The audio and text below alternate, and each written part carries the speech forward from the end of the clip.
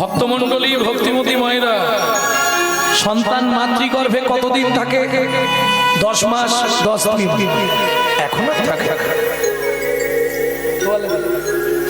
এখন 8 মাস 9 মাস 9.5 মাস, 9 মাস হয়ে গেলেই হয়ে, কারণ ডাক্তাররা তো তৈরি আছে। সব থেকে বেশি দিন মায়ের গর্ভে ছিল কে? চৈতন্য মহাপ্রভু। কতদিন? 13 মাস, তয়স 10 মাস। আচ্ছা, তার থেকে বেশি দিন মাতৃগর্ভে কে ছিলেন? শুকদেব গোস্বামী। কত বছর? 16 বছর। আচ্ছা, তার চেয়ে বেশি দিন এবার চিন্তায় পড়ে যাবে।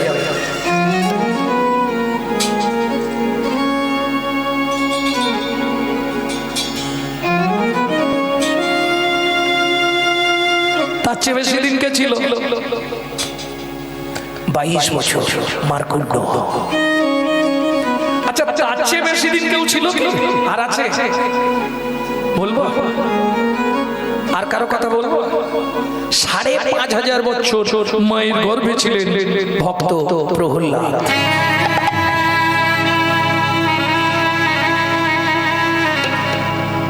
চমকে গেলেন না? এটার একটা কারণ ছিল। কারণটা বলে দেবো নাকি? টাচ করবো আপনার, খালি ওই টাচ। কারণটা অন্য কিছু নয়। এখন হিরণ্যকশিপুরের সঙ্গে ইন্দ্রের বেঁধেছিল একটি ঝামেলা। হিরণ্যকশিপুর যখন সাধনা করতে চলে গেল বনে, তখন প্রয়াত গর্ভবতী। আগের দিন রাতে স্বামী স্ত্রী মিলন হয়েছে, পরের দিন সকালে চলে গেছে। ইন্দ্র প্রয়াতুকে তুলে নিয়ে যাচ্ছে, প্রহ্লাদের মাকে। এই সময় ও বাড়িতে নেই, ওর বউকে নিয়ে যাব, তুলে নিয়ে যাচ্ছে। পথে দেখা হয়ে গেছে নারদ মুনির সঙ্গে। আরে ইন্দ্র, এ কার বউ? হিরণ্যকশিপুরের স্ত্রী প্রয়াত। ছি ছি ছি ছি, এ তুমি কি করছো? এখনো তো তোমার জীবনেও শিক্ষা হবে না। এক তো এমন কাজ করেছিলে সারা জীবন ভুগছো, আবার কি করছো তুমি? তুমি জানো প্রয়াত গর্ভবতী? সে কি? হ্যাঁ, শুধু তাই নয়, ওর গর্ভে যে সন্তান আছে বিশুদ্ধ হরি ভক্ত। ভগবান যদি জানতে পারে না, তোমার ষষ্ঠী পুজো করে ছেড়ে দেবে। তাহলে কি করা যাবে? প্রয়াতকে ওইখানেই ছেড়ে রেখে ইন্দ্র চলে গেল। প্রয়াত মনে মনে ভাবলো, আমি যদি এই অবস্থায় বাড়ি ফিরি, এই 7-8 মাস পর গর্ভবতী অবস্থায়, তাহলে পাড়ার লোকেরা বলবে স্বামী চলে গেল সাধনা করতে, ইন্দ্র তুলে নিয়ে গেল, গর্ভবতী হলো। আসল রহস্য তো কেউ জানবে না, তখন কানাঘুষো হবে। তার থেকে নদীতে ঝাঁপ দিয়ে মরে যাই, ঝামেলা শেষ। দেরি করলো না, এত বলি নদী জলে ঝাঁপ দিতে গেল। হাতে ধরে নারদ মুনি তারে বাঁচাইলো, হাতে ধরে নারদ মুনি তারে বাঁচাইলো। চলো চলো মা সঙ্গে চলো, চলো চলো মা সঙ্গে চলো। তুমি আমার সঙ্গে চলো। আমার বাড়িতে যে নারায়ণের মন্দির আছে, তুমি নিত্য সেখানে সেবা পূজা করবে আর হরি কথা শুনবে। আমার বাড়িতে থাকবে, তোমার বাড়িতে থাকবো। তুমি কতদিন রাখবে? তারপর তোমাকে বাড়ি ফিরতেই হবে। তখন লোক খারাপ বলবে না? বেশ, তুমি কি বর নেবে বলো, আমি তোমায় দেবো। বুদ্ধি করে প্রয়াত বললো নারদ মুনি, তাহলে তুমি আমাকে একটা বর দাও। কি? যতদিন আমার স্বামী না ফিরবে, ততদিন আমার এই সন্তান ভূমিষ্ঠ হবে না। নারদ মুনি বললেন তথা। 5,500 বছর পর হিরণ্যকশিপু সাধনা করে যখন ফিরলেন, তখন প্রয়াতের গর্ভ মুক্ত হলো। সেই গর্ভের সন্তান প্রহ্লাদ। টাচ দিয়ে দিল। এইবার চলুন এগিয়ে যাই। কোথায় ছিলাম? কে বেশি দিন মায়ের গর্ভে ছিল? সব থেকে বেশি দিন ছিল ভক্ত প্রহ্লাদ। বুঝে নিয়ে গেল। এইবার চলুন, মহাপ্রভু 13 মাস যখন হয়ে যাচ্ছে, সচিমা প্রসব হচ্ছে না, চিন্তায় পড়ে গেলেন নবদ্বীপের পণ্ডিত সমাজ। ও জগন্নাথ, আরে তোমার শ্বশুর তো গণনা করে, একবার হাত গনিয়ে দেখতে বলো না। নীলাম্বর চক্রবর্তী বলে, শচী সব ঠিক আছে, চিন্তা করিস রে মা। তুই যদি বলিস আমি একবার বুড়োটাকে ডাকবো কি না, কেন ডাকতে বারণ করছে শচী ঠাকুরের? যার বংশ কুমিরে খায়, ঢেকি দেখলেই ভয় পায়। আপনারা জানেন এর আগে শচীমার 8টা ছেলে হয়েছিল, 8টা। জেনে নিন এগুলো। চৈতন্য চরিতামৃতে নেই, চৈতন্য ভাগবতেও নেই। কোথায় পাবেন? চৈতন্য চরিত মাধুরী নেই, এখন বাজারে নেই। ও আমার দাদুর গ্রন্থ, মানে দাদু পড়তে, এটাই বোঝাতে চাইলাম। ভক্তমণ্ডলী, ভক্তিমতী মায়েরা, 8টা সন্তান মারা গেছিল। কেন? অদ্বৈত আচার্য একটা করে দেখতে আসে, শচীমা সুন্দর ছেলে, যেই প্রণাম করে বাচ্চাটা মুখ দিয়ে রক্ত উঠে মরে যায়। এবার বলুন, আপনার জন্য যদি আমার 6টা ছেলে মরে কি 8টা ছেলে মরে, আপনাকে আর জীবনে আমি ডাকবো? আমার ঢিপেই উঠতে দেবো? মা তো সব থেকে বড় কষ্ট। 9 নম্বরে বিশ্বরূপ, সেও চলে গেছে। 10 নম্বরে না, ডাকতে হবে না, দরকার নেই। ঠিক 10 মাস পূর্ণ দিনে প্রসব করলেন শচী ঠাকুরানী। সেদিন আবার ছিল চন্দ্রগ্রহণ, তাই তো? চন্দ্রগ্রহণ, চাঁদ উঠে।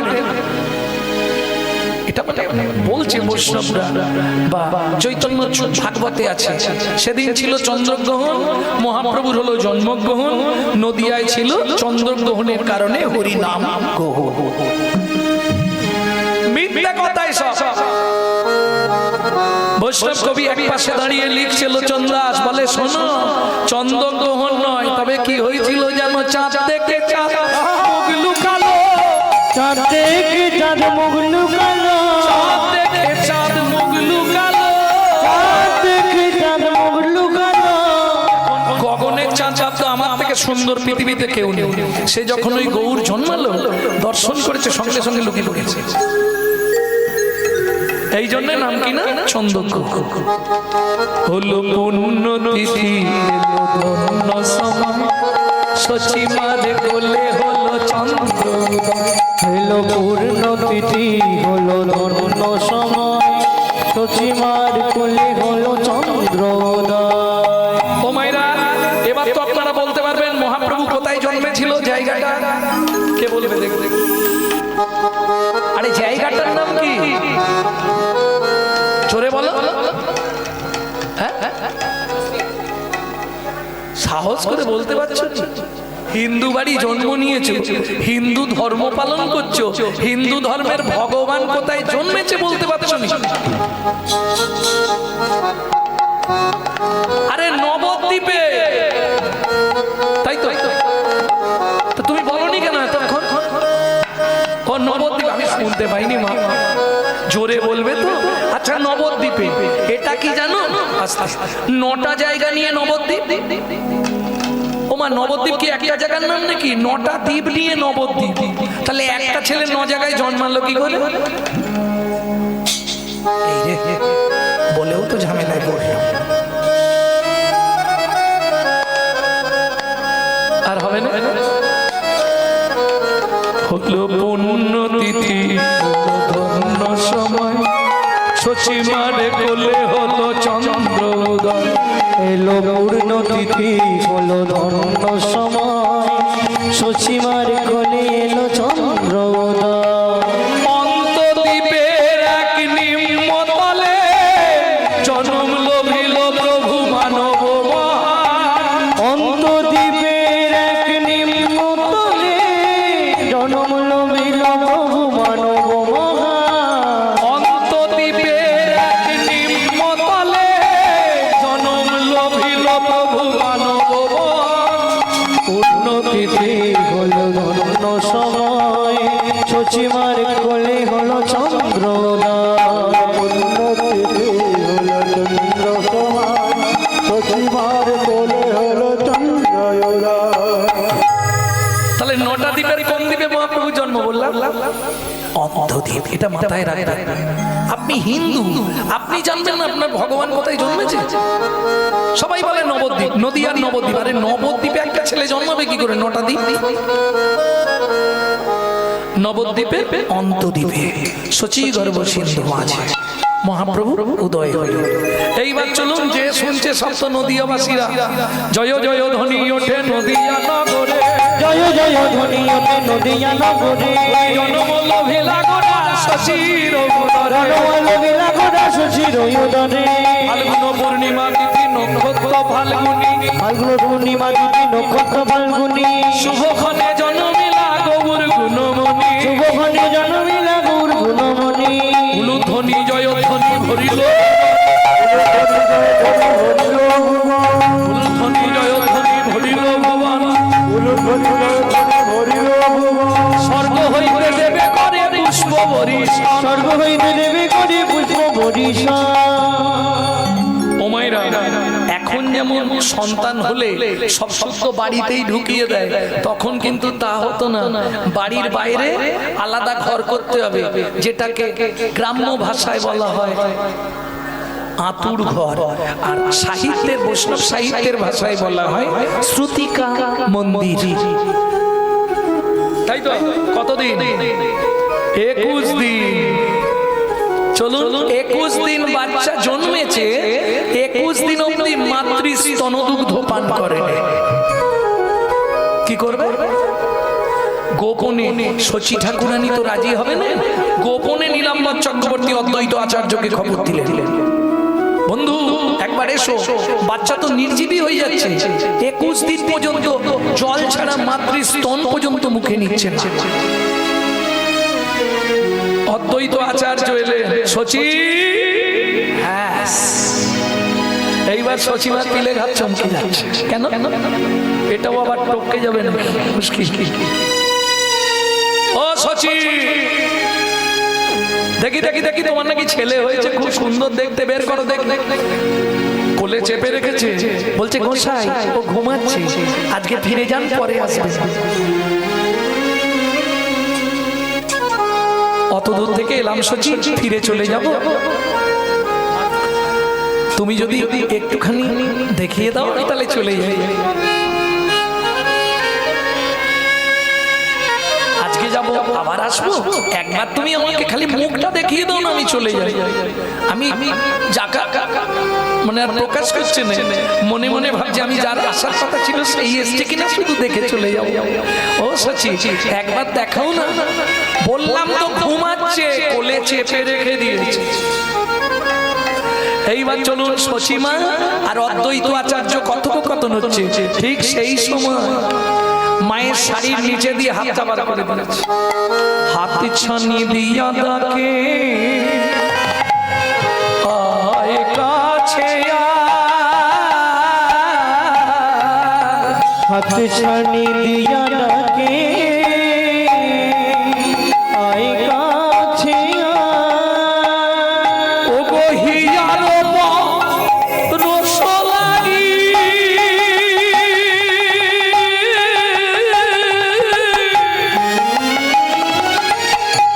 হিয়া মোর চাই, হিয়ার রস লাগি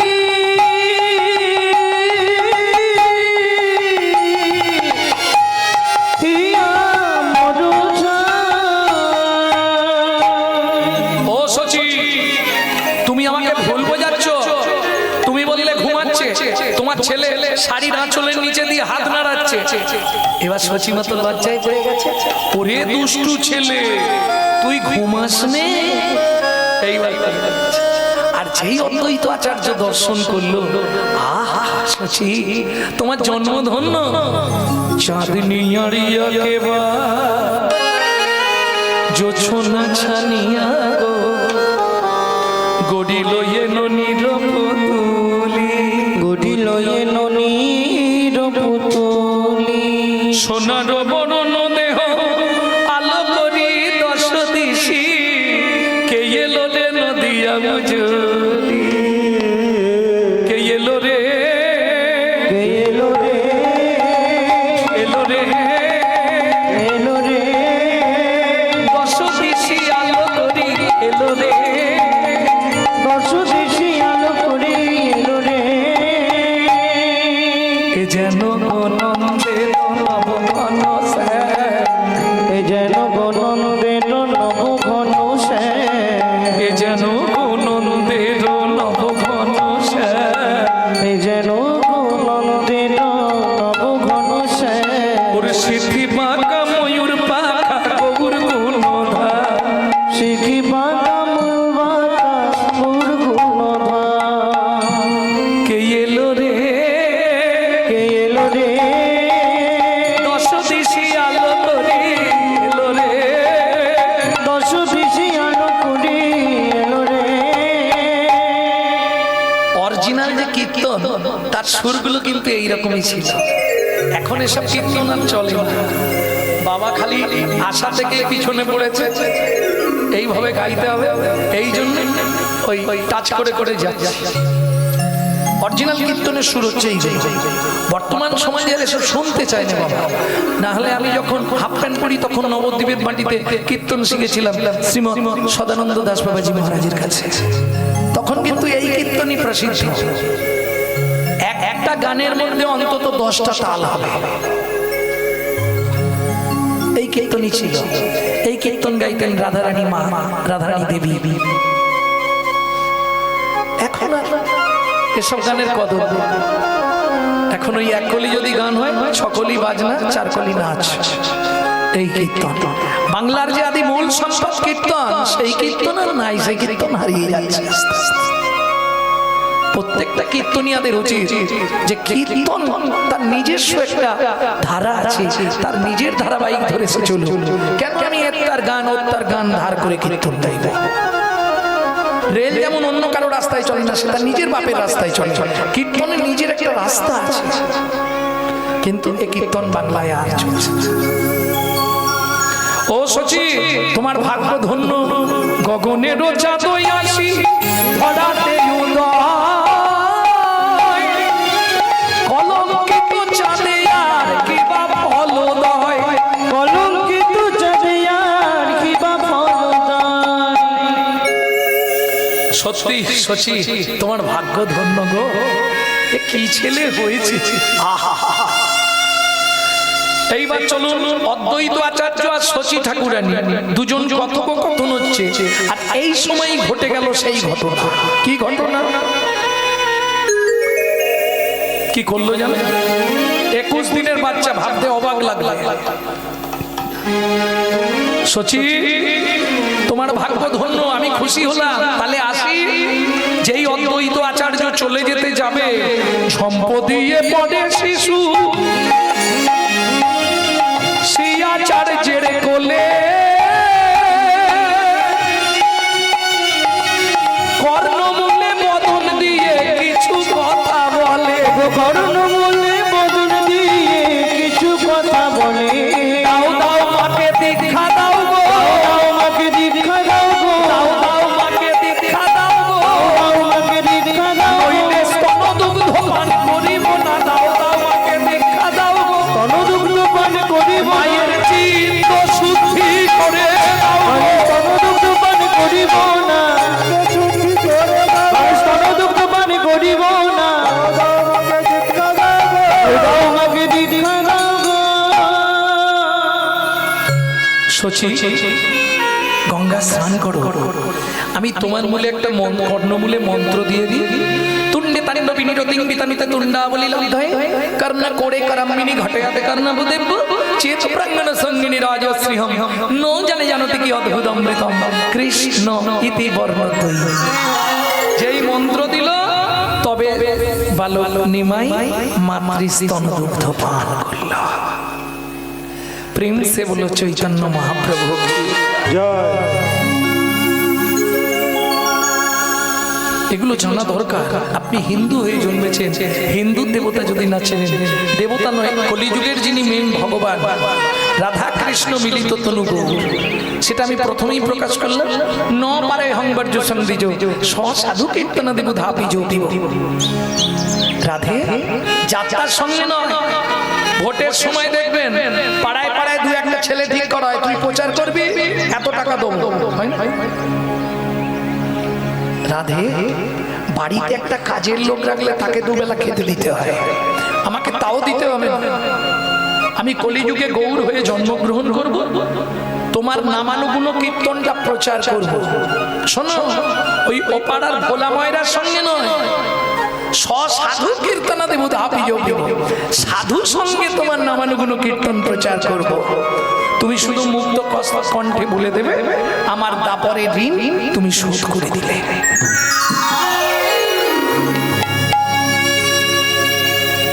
বুঝে নিয়ে, কারণ দাসখত লিখেছিলেন না সখী সমাজে, কৃষ্ণকে দিয়ে দাসখত লিখিয়েছিলেন সখীরা।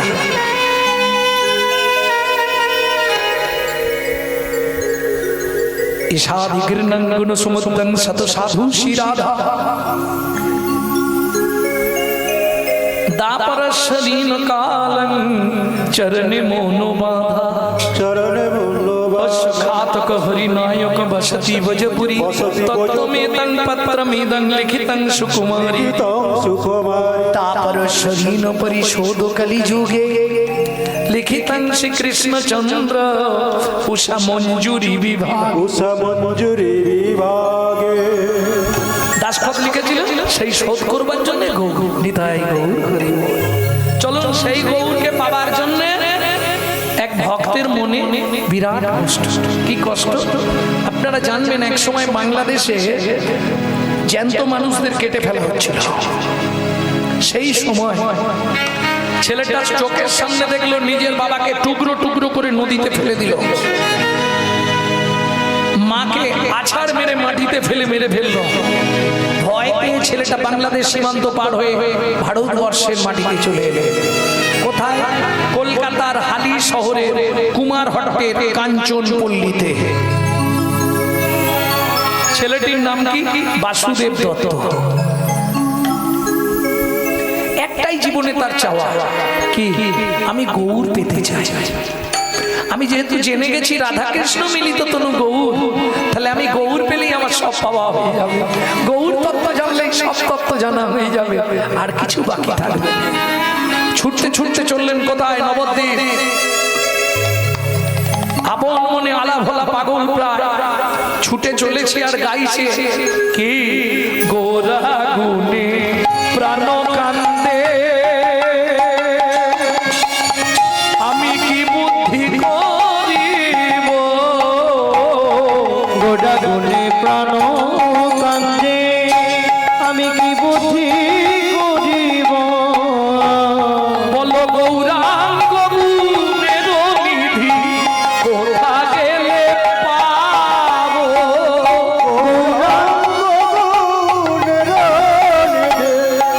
কোথা গেলে পাবো। একজনই বলতে পারবে যে সত্য। সত্য পৃথিবীতে কে এখনো? সত্য কে গো? পতিত পাবনী মা গঙ্গা, চির ওই বলতে পারবে। ওই গঙ্গার তীরেই যাই, সুরধ্বনি গঙ্গার তীরে এসে বলছে, মা তুমি বলো না কোথায়। মনে হচ্ছে বাবাজি আসছে স্নান করতে, ওই বাবাজিকে ধরলেই হয়ে যাবে। ছুটে গিয়ে বাবাজির চরণটা ধরেছে। পায়ে ধরছিস কেন? কি হয়েছে তো? এখন দেখেছিস কাঁধে গামছা, এখন স্নান করতে যাচ্ছি, পয়সা নেই, পায়ে ধরে লাভ। পয়সা কি আপনাকে চাইছি? কি চাইছিস? তুই আমাকে চিনিস? তুই যে হঠাৎ এসে আমার পায়ে ধরলি, মানুষ যদি হঠাৎ পায়ে ধরে কি ভাব? আমি স্নান করতে যাচ্ছি, পায়ে ধরেছে মানে নিশ্চয়ই কিছু চাই। চাওয়া ছাড়া তো আর কিছু নেই। আমি আপনাকে হাড়ে হাড়ে চিনি। তুই আমাকে চিনিস? হ্যাঁ, কি চিনিস বলতো? আমি কে?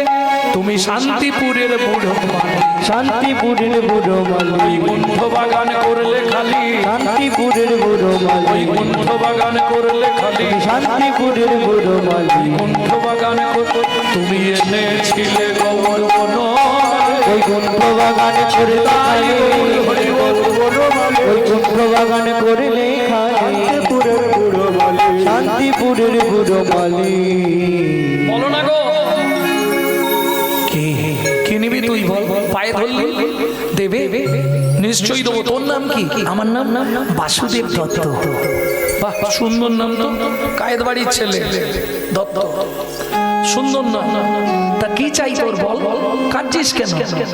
সুন্দর দেখতে, কত সুন্দর চেহারা তোর, আহা গলায় তুলসীর মালা, কি সুন্দর তোর চেহারা। হ্যাঁ, কি চাই তোর বল, দেবে গোসাই। ঠিক আছে দেবো। এই সুরধনী গঙ্গার সামনে দাঁড়িয়ে বলছি দেবো, বল কি নিবি? আহা, দেখলে এটাই সুযোগ। সঙ্গে সঙ্গে পাটা চেপে ধরে চোখের জলটা পায়ে ফেলছে আর বলছে অন্য কিছু চাই নে, গৌর প্রেমা প্রীতি রতন, গৌর প্রেমা প্রীতি রতন, করো তুমি মনে দান, দিয়া পূর্ণ শক্তি, হৃদে জাগাও ভক্তি, বাঁচাও আমার প্রাণ। দিয়া শুদ্ধ ভক্তি জাগাও রে শক্তি, এই মোর অকিঞ্চন। তুমি দিলেও গহু দিতে পারো, তুমি দিলে গহু দিতে পারো, ওগো বৈষ্ণব যদি কৃপা করো, দিলেও গহু দিতে পারো। হে বৈষ্ণব যদি কৃপা করো, আমার মনের ইচ্ছা পূর্ণ করো। বৈষ্ণব যদি কৃপা করো, বৈষ্ণব যদি কৃপা করো, দিলেও গৌর দিতে পারো। অদ্বৈত আচার্য বললে শুনবা না, পৃথিবীতে যা কেউ কোনোদিন চাইনি তুই আজকে চেয়েছিস। এই সূর্যদেব সাক্ষী, এই সুরধনী গঙ্গা সাক্ষী রইল, আমার মধ্যে যে গৌর প্রেম আমি তোকে দিয়ে দিলাম। কি করলো জানো? এত বলে দোহে গো আলিঙ্গনা কইলা, আপনার গৌর প্রেম বাসুদেবে দিলা। হরি হরি বল। আপনার গৌর প্রেম বাসুদেবে দিলা, গৌর প্রেম পাইয়া বাসু নাচে ঘরে ঘর, বাসু নাচে ঘরে ঘর, গৌর প্রেম পাইয়া বাসু নাচে ঘরে ঘর। প্রেম পাইয়া বাসু নাচে ঘরে ঘর।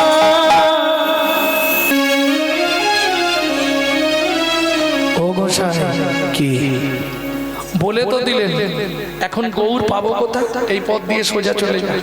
সব কীর্তন শেষ হয়ে গেছে, সকালবেলা বাবাজিরা ফিরছে। এক বাবাজিকে দেখবে একদম টাটকা বৈষ্ণব, মস্তক মুন্ডন করা, ডোর কৌপিন বহির্বার করা, গলায় তুলসীর মালা, দাদু সঙ্গে হরি মন্দির মার্জন। চলে যায়, গিয়ে ওনাকে ধরলেই কৃপা হয়ে যাবে। ঠিক আছে, তাই হবে। ওই মেঠো পথ দিয়ে সুরধনী গঙ্গার তীর দিয়ে চলছে। কি গাইতে গাইতে যাচ্ছে, ও কিঞ্চন দেখি কেবা উঠিবে কাঁদিয়া, অকিঞ্চন দেখি কেবা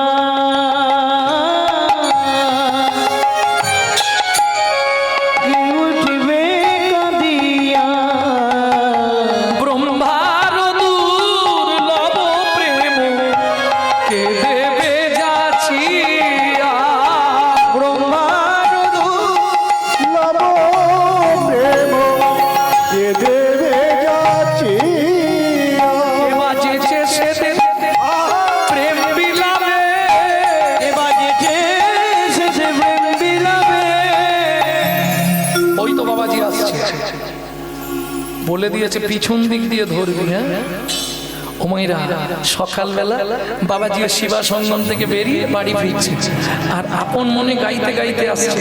ও কিন্তু তৈরি, বাবাজিকে ধরতেই হবে।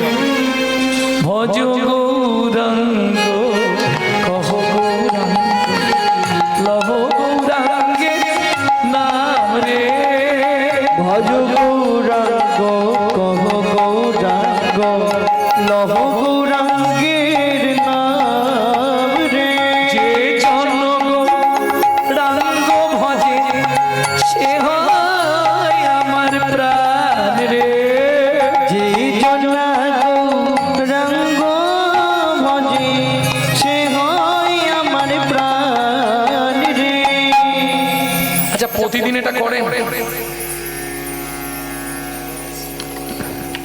প্রত্যেক দিন বাড়িতে এটা করেন প্রত্যেকে? সময় কোথায়? যা কাজে চা সময় পাওয়া যায় তাই না? কখন করব? আবার যদিও ইচ্ছা হয় করব, ও পাশের বাড়ির লোক খেসা করবে, টিটকিরি করবে, তাই না? এটা হিন্দু ধর্মে আছে, অন্য কোনো ধর্মে পাবেন না। জানেন? আপনি যদি বাড়িতে জোরে জোরে হরিনাম করেন, বলবে গণেশ তোর বাপকে রাঁচি নিয়ে যাও, পাগলা হয়ে গেছে। হ্যাঁ, এটা শুধু হিন্দু ধর্মে পাবেন, অন্য কোনো ধর্মে পাবেন না।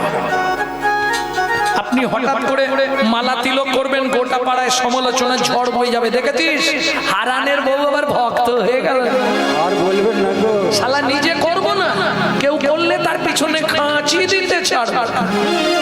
এটা শুধু হিন্দু ধর্মে পাবেন, আর যার জন্য আজকে আমাদের হিন্দু ধর্মের এই হাল। কি সব ধর্মের পিছনে পড়ে গেছে। দেখুন নিজেদের দোষে নিজেরা শেষ হয়ে গেল। ভক্তমণ্ডলী, ভক্তিমতী মায়েরা, নিজেদের জন্য নিজেদের ধর্মটা নষ্ট হচ্ছে, এটা মাথায় রাখুন। হিন্দুদের চরম শত্রু হচ্ছে হিন্দুরা নিজেরা। আজকে একটা মুসলিম ভাইয়ের সঙ্গে যদি মুসলিমের সাক্ষাৎ হয়, তারা আল্লাহ দোহাই দিয়ে তবে কথা শুরু করে, আসসালামু আলাইকুম, ওয়া আলাইকুম আসসালাম বলেন। আর আমাদের হিন্দুদের হলে হোলা কোথা গেইনি, এদিকে একটা ভাবুন, 20,000 30,000 টাকা দিয়ে মোবাইলগুলো কিনছে, মোবাইলটা রিসিভ করার সময় পরের বইয়ের নাম করছে হ্যালো হ্যালো হ্যালো। কেন? হরে কৃষ্ণ, জয় নিতাই, গৌর হরি বল, জয় রাধে, এগুলো বলা যায় না? হিন্দু ধর্মটা তো প্রচার হয়। চলে যান, গিয়ে দেখে আসুন মায়াপুরে, তারা বিদেশ থেকে এসে আমাদের ধর্ম নিয়ে নাড়াচাড়া মেরে খাচ্ছে। ইসকন, ওটা আমাদের বাপের সম্পত্তি, হিন্দু সনাতন ধর্ম। তারা বিদেশ থেকে এসে আমাদের ধর্ম নিয়ে নাড়াচাড়া মেরে খাচ্ছে। হরে কৃষ্ণ ভালো করে বলতে পারে না, হরে কৃষ্ণা করছে। আর আমরা কলির এমন হতভাগ্য সন্তান, নিজের বাপকে ছেড়ে দিয়ে শ্বশুরকে বাপ বলা প্র্যাকটিস করছি। এটাই আমাদের চরিত্র, যার জন্য হিন্দু ধর্ম শেষ। আজকে হয়তো কথাগুলো গায়ে বাঁধছে, এই যদি চলতে থাকে আর 5, 7, 10 বছর পরে বাড়িতে থাকা মুশকিল হয়ে যাবে। এই চিন্তা করো, এখনো সময় আছে। যার সঙ্গে দেখা হবে, আমি বলছি না অন্য কিছু, কারোর সঙ্গে যখনই দেখাবে হরে কৃষ্ণ জয় নিতাই, যদি সে বলে তার সঙ্গে কথা বলবো, যদি না বলে তার সঙ্গে বলবো। পরিষ্কার কথা, কদিন রহিবে ভব মাঝিরা, অবিলম্বে করো যাহা করিবা, পরের কথায় কি মায়া সে যায়, মিছে দাগা তুমি পেও না। যার মুখে ভাই হরি কথা নাই, তার কাছে তুমি যেও না। যার মুখে ভাই হরি কথা নাই, তার কাছে তুমি যেও না। ভাবুন, তারা তাদের বাচ্চাদের শেখাচ্ছে সকালে উঠেই বলবি সুপ্রভাত, হরে কৃষ্ণ। তাদের বাচ্চাদের তারা শিক্ষা দিচ্ছে। আর আমরা আমাদের বাচ্চাদের কি শেখাচ্ছি? সকালবেলাই বলবি গুড মর্নিং। ভাবুন, হাসবেন পরে, বাংলা থেকে বাপ বলা তুলে দিচ্ছে ড্যাড, আর সেই ছেলেই বড় হয়ে বলছে এবার হ্যাঁ। জৈসা গুরু তেসা চলা মাগদা ভেলি তো দেতা ঢালা। আপনি যেমন তৈরি করবেন তেমন করার কিচ্ছু নেই। এটা আপনাদের দায়িত্ব, আপনার বাচ্চাকে জানাতে হবে। একটা মুসলিম বাড়ির বাচ্চাকে ডেকে জিজ্ঞেস করবেন রহিম তোর জাতি কি? মুসলমান। তোর ধর্ম কি? বুক ফুলিয়ে বলবে ইসলাম ধর্ম। হিন্দু বাড়ির বাচ্চাদের ডেকে জিজ্ঞেস করুন, আজ তো বাচ্চা নেই, তাহলে এক্ষুনি প্রমাণ করে দিতাম। ও জিজ্ঞেস করবে জাতি কি রে? কিরে বাপ তোর জাতি কি? মা পিছন থেকে বলে দেবে, দেখ মা পম করছে পিছন থেকে, বলতে পারবে না, জাতি বলতে পারবে না, ধর্ম বলাটা দূরের কথা। ভাবুন, আপনি একজন হিন্দু, হিন্দু কাকে বলে আপনি তাও জানেন না। যদি আপনার মধ্যে চারটে গুণ থাকে বর্তমান, তবে আপনি হিন্দু প্রধান। হিত, ন্যায়, দয়া, উপকার। চারটে গুণ যদি আপনার মধ্যে থাকে বর্তমান, তবে আপনি হিন্দু প্রধান। হিত, ন্যায়, দয়া, উপকার। চারটের প্রথম অক্ষর নিন, আপনার বানান দাঁড়াবে হিন্দু। এগুলো জানবো না, এগুলো আগে জানার দরকার। ভক্তমন্ডলী, ভক্তিমতী মায়েরা, তাহলে কে বলে দেবে? ওই তো বাবাজি আসছে, দেখি পিছন থেকে। প্রত্যেকদিন সকালে উঠবেন, কিছু যদি না পারে একবার করে গৌর নাম করে নেবেন। সকালবেলা গুনগুন জোরে গাইলে লাভ বেশি। জোরে গাইলে কি লাভ? বাড়িতে আরশোলা, গিরগিটি, টিকটিকি, মাকড়সা, ব্যাঙ, চুচো, ইঁদুর, মশা, মাছি এরা শুনবে, এরা উদ্ধার হবে, এদের বিন্দু বিন্দু পূর্ণ আপনার অ্যাকাউন্টে জমা পড়বে। কিন্তু পাশের বাড়ি থেকে অবজেকশন দিয়ে দেবে। ওই জন্য গুনগুন করে করবে।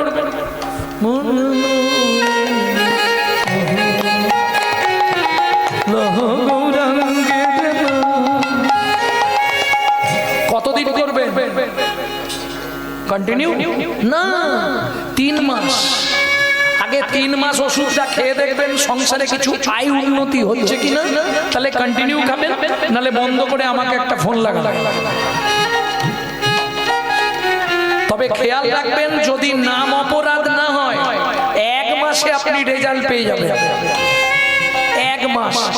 এত জোর দিয়ে বলছি কেন জানেন? তাহলে শুনুন, আমার মা লিভার ক্যান্সার পেশেন্ট ছিল। ডাক্তার প্রেসক্রিপশনে লিখেছিল খুব বেশি যদি বাঁচে 60 দিন। 60 দিন মানে 2 মাস।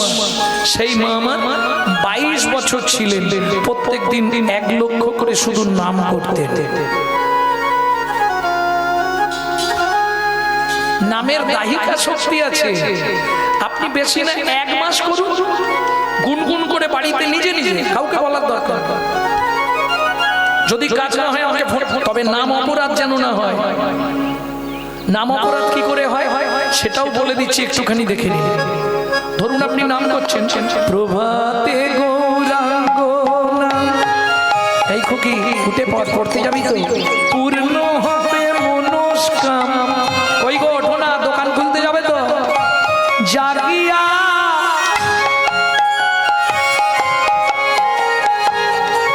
বোঝা গেল? জাগিয়া